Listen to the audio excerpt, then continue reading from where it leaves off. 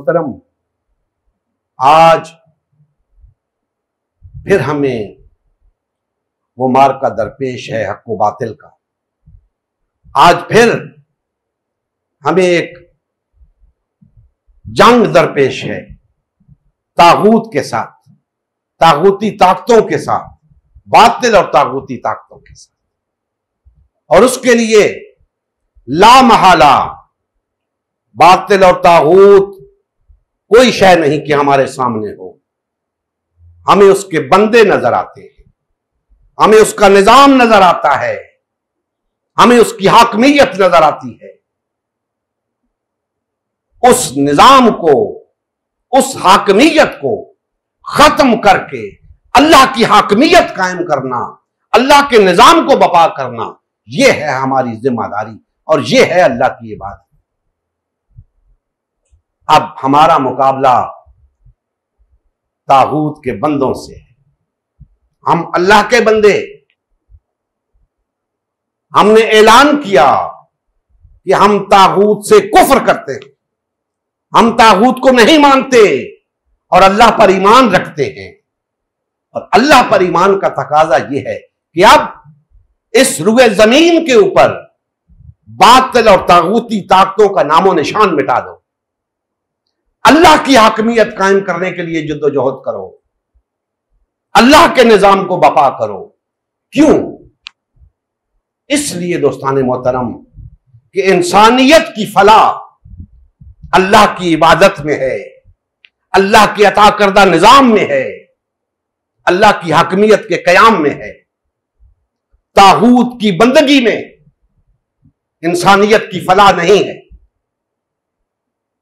بظاہر طاغوت کی بندگی میں لوگوں کو بڑے فوائد ملتے ہوں گے، بڑی آسائشیں میسر ہوں گی، لیکن بالآخر وہ خسارہ اٹھانے والوں میں ہوں گے. بالآخر ان کا ٹھکانہ جہنم ہوگا. فائدے میں صرف وہ رہیں گے جو طاغوت کا انکار کر کے اللہ پر ایمان لائیں گے. اور طاغوت کا انکار کر کے اللہ پر ایمان لانا اس کے سوا کچھ نہیں کہ اس روئے زمین کے اوپر باطل اور طاغوت کا اقتدار ختم کر کے اللہ کا اقتدار قائم کیا جائے. یاد رکھیں، باطل اور طاغوت وہ بھی اپنے بندوں کے ذریعے اپنی حاکمیت چلا رہا ہے. طاغوتی طاقتیں اپنے طاغوت کے لیے حکومتیں قائم کر رہی ہیں. طاغوت کا اقتدار اس کے بندوں کے ذریعے قائم ہے، تو اللہ کا اقتدار بھی اس کے بندوں کے ذریعے قائم ہے. ضرورت اس امر کی ہے کہ ہم باطل اور طاغوتی طاقتوں کے خلاف یکجان ہو جائیں. کون؟ جن کا یہ دعویٰ ہے کہ ہم مسلمان ہیں، جو یہ دعویٰ رکھتے ہیں کہ انہوں نے طاغوت سے کفر کر رکھا ہے اور اللہ پر ایمان لائے ہوئے ہیں.